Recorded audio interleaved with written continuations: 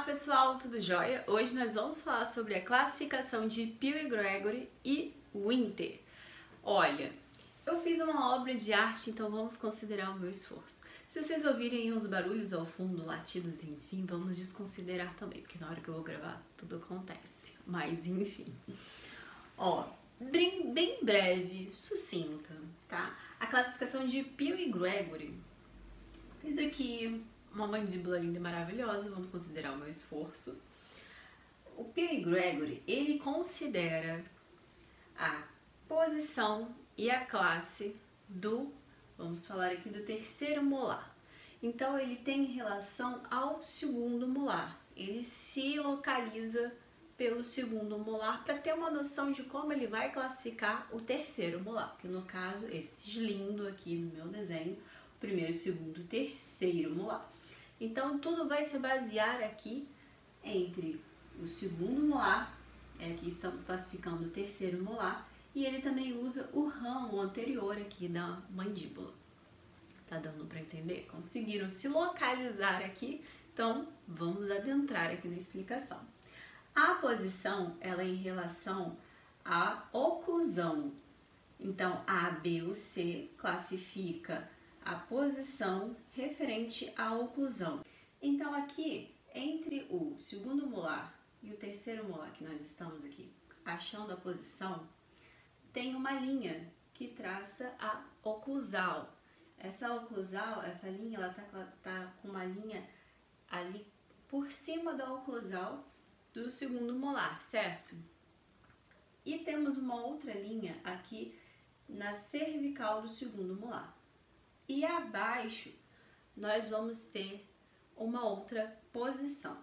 Então, acima aqui, se tiver o terceiro molar na mesma altura da oclusão do segundo molar, nós temos a linha A.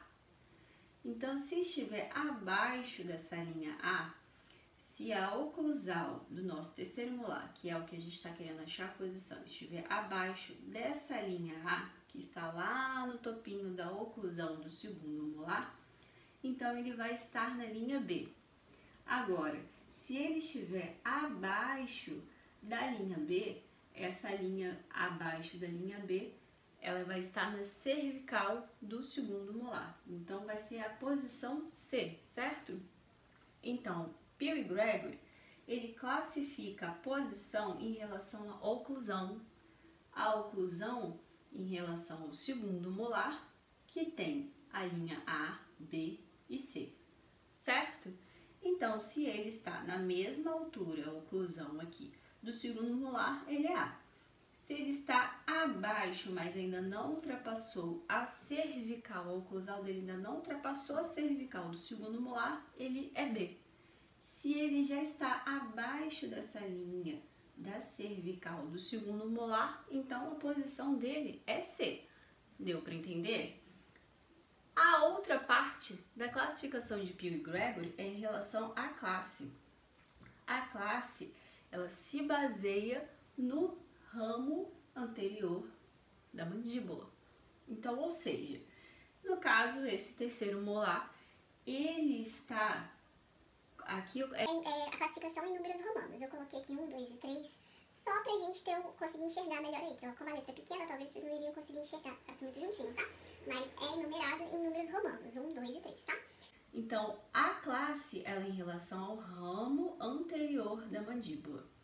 E ela classifica o quanto essa coroa do terceiro molar está ou não impactada no osso do ramo da mandíbula. Quanto ela está ou anteriormente ou semi-inclusa ali no ramo da mandíbula, ou se ela está totalmente impactada. Essa é a classe, ou seja, esse dente, se eu traçar uma linha no ramo anterior, ele não está com a sua coroa inclusa no ramo, no osso aqui, em relação aqui ao ramo da mandíbula. Então, ele seria posição dele, posição B, porque ele ainda não ultrapassou aqui a linha cervical, né? Então, a posição dele seria B. E referente à classe, se baseando no ramo da mandíbula, a coroa, ela não está impactada no ramo da mandíbula. Então seria posição B, classe 1, porque ela não está aqui nem semi, nem total impactada aqui no ramo da mandíbula.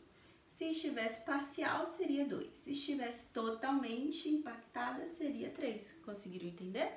Agora, o inter. Só um detalhe.